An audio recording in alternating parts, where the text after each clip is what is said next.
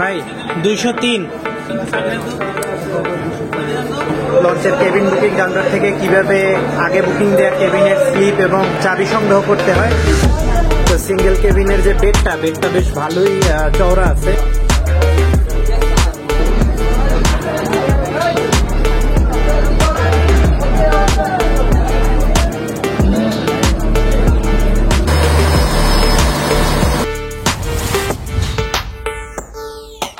আসসালামু আলাইকুম দর্শক, বরিশাল টু ঢাকা যাচ্ছি আজ এমবি কুয়াকাটা 2 লঞ্চে। তো এই মুহূর্তে বরিশাল ঘাটে কিন্তু রয়েছে তিনটা লঞ্চ। আস্তে আস্তে আমি লঞ্চ ঘাটের দিকে আগাচ্ছি এবং লঞ্চ আমার কাছে চলে আসছে। আমার ডান দিকে দেখতে পাচ্ছি কীর্তনখোলা 10 দ্য ফ্যাটম্যান এবং তারই পাশে রয়েছে জালকাঠি থেকে আসা সুন্দরবন 12 লঞ্চ, অর্থাৎ ডান দিকে দুটি লঞ্চ আমরা দেখতে পাচ্ছি এবং বাঁ দিকে রয়েছে আমি যে লঞ্চটিতে এই মুহূর্তে যাতায়াত করতে যাচ্ছি সেই লঞ্চটি এমবি কুয়াকাটা 2।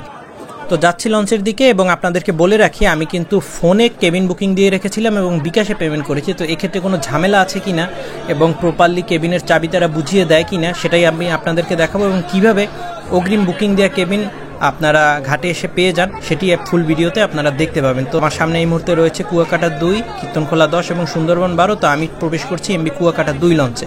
তো সিঁড়িতে খুব একটা এই মুহূর্তে ভিড়ভাড়টা নেই, আমি অনায়াসী লঞ্চে প্রবেশ করে দিতে পারলাম এবং কেবিন বুকিং কাউন্টারের সামনে কিন্তু এই মুহূর্তে একটা জটলা আমরা দেখতে পাচ্ছি। তো চলে আসলাম একদম কেবিন বুকিং কাউন্টারের সামনে। আপনারা যদি আগেই কেবিন বুকিং দিয়ে রাখেন সেক্ষেত্রেও বুকিং স্লিপ অথবা চাবি এখান থেকে সংগ্রহ করবেন, আর যদি ঘাটে এসে আপনাদের ভাগ্যে থাকে এখান থেকেই যোগাযোগ করে কেবিন নেওয়ার চেষ্টা করবেন। ভাই 203 নজরুল ইসলাম 203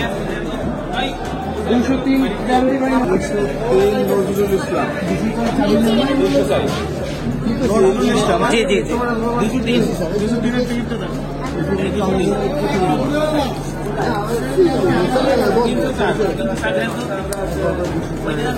কেবিনের টিকিট এবং চাবি পেয়ে গেলাম। যেহেতু 203 নাম্বার কেবিন দোতলাই হবে তাই এই সিঁড়ি দিয়ে এখন দোতলায় উঠব। তো চলুন আপনাদেরকে একটু দোতলা এবং কেবিন ঘুরিয়ে আনি।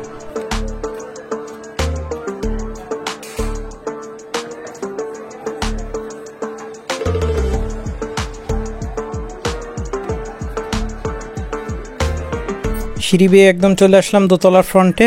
দেখছেন খুব দারুণ লাইটিং এবং সুন্দর ডেকোরেশন সমৃদ্ধ একটি লঞ্চ, বেশ মনোরম পরিবেশ এই লঞ্চে। আর কুয়াকাটা 2 লঞ্চ যাত্রীদের কাছে বেশ প্রিয় একটি লঞ্চ, কারণ শুরু থেকে এখন পর্যন্ত বেশ ভালোভাবেই তারা সার্ভিস দিয়ে আসছে। দর্শক, এই মুহূর্তে কুয়াকাটা 2 লঞ্চের দ্বিতীয় তলায় আসলাম এবং আপনারা দেখেছেন যে লঞ্চের কেবিন বুকিং কাউন্টার থেকে কিভাবে আগে বুকিং দেওয়া কেবিনের স্লিপ এবং টিকিট চাবি সংগ্রহ করতে হয়। তো আমি বুকিং স্লিপ এবং চাবি সংগ্রহ করলাম, এখন যাচ্ছি কেবিনের দিকে। তো দোতলা 203 নম্বর কেবিন একদম ডান দিকেই রয়েছে। তো আপনাদেরকে দেখাচ্ছি কেবিনের কি অবস্থা।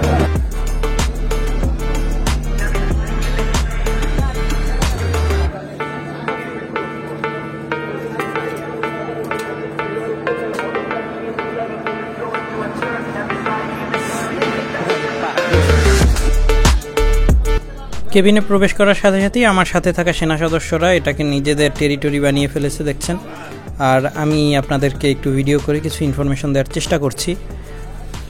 এই হচ্ছে কুয়াকাটা 2 লঞ্চের একটা সিঙ্গেল কেবিন। তো সিঙ্গেল কেবিনের যে বেডটা বেশ ভালোই চওড়া আছে, 2 জন মানুষও চাইলে এখানে শুয়ে যেতে পারবে এরকম একটা স্পেস এই পুরো বেডটায়। এবং আমরা দেখতে পাচ্ছি যে বেডে একটা সিঙ্গেল মানুষের জন্য বালিশ রয়েছে এবং একটা লেপ আছে।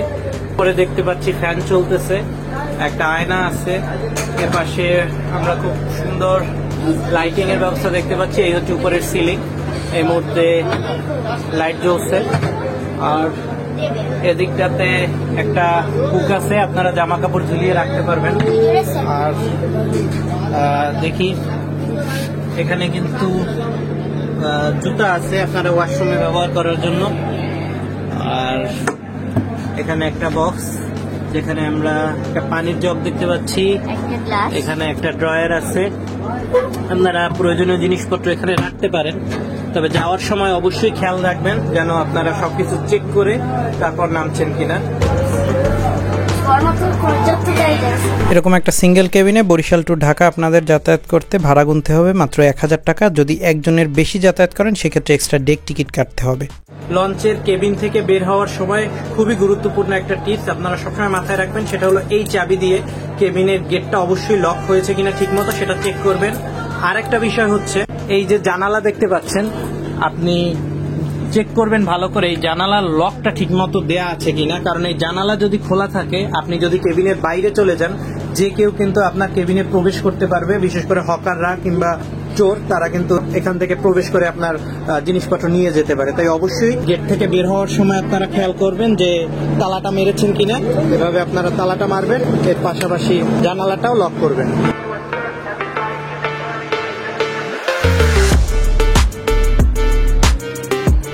চলে আসলাম কুয়াকাটা 2 লঞ্চের ভিআইপি জোনে। আর অন্যান্য সময় অন্যান্য লঞ্চের ভিআইপি জোনে একদম নিরিবিলি একটা পরিবেশ পেলেও এই লঞ্চে কিন্তু এখানে আজকে ভরপুর গেস্ট দেখতে পাচ্ছি, এবং এই লঞ্চের ভিআইপি জোনটা কিন্তু বেশ চমৎকার। মানুষ বসে এসে এখানে বেশ আরাম পাবে এবং যাতায়াত করে নৌভ্রমণটা বেশ উপভোগ করবে বলে আশা করছি। এখানে একটা ডাইনিং স্পেস রয়েছে এবং তার পাশে এটা কিচেনের মতো রয়েছে, যেখানে কিন্তু ভিআইপি যাত্রীদের জন্য খাবারের ব্যবস্থা করা হয়। উপরে সিলিং দেখতে পাচ্ছি, চমৎকার আলোকসজ্জার ব্যবস্থা রয়েছে। আর ডাইনিং টেবিলে অনেকগুলো মানুষ একসাথে বসে রাতে খাবার খেতে পারবে, একদম বাসা কিংবা রিসোর্টের মতোই একটা ভালো পরিবেশ পাবে।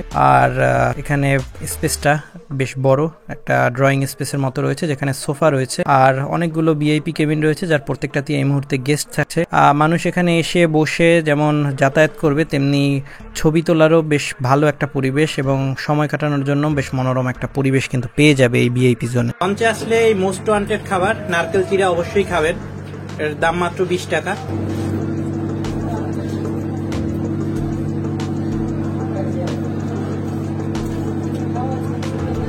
আবারও লঞ্চের ফ্রন্টে চলে আসলাম, সামনে একটা কিডস জোন রয়েছে, যদিও আগের মতো সেই খেলনাগুলো নেই, সেটি আপনাদেরকে একটু দেখালাম। আপনাদেরকে একটু দেখাই কুয়াকাটা 2 লঞ্চের ডেকের কি অবস্থা। দেখছেন এমবি কুয়াকাটা 2 লঞ্চের ডেকে মোটামুটি ভালোই যাত্রী হয়েছে।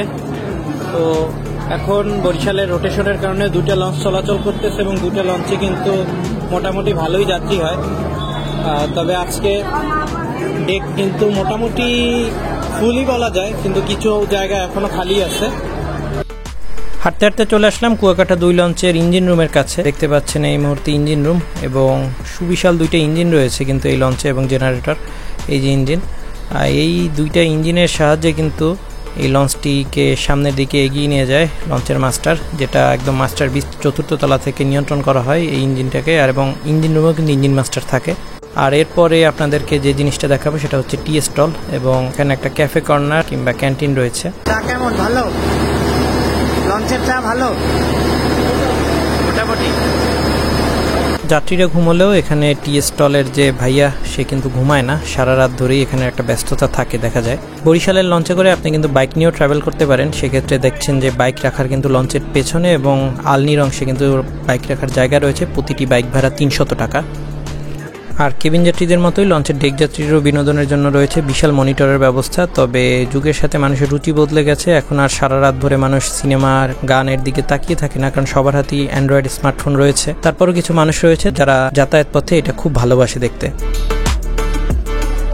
কুয়াকাটা 2 লঞ্চের সিঁড়িতে এমন এলইডি লাইট আপনাকে বেশ রোমাঞ্চকর একটা ফিল দিবে।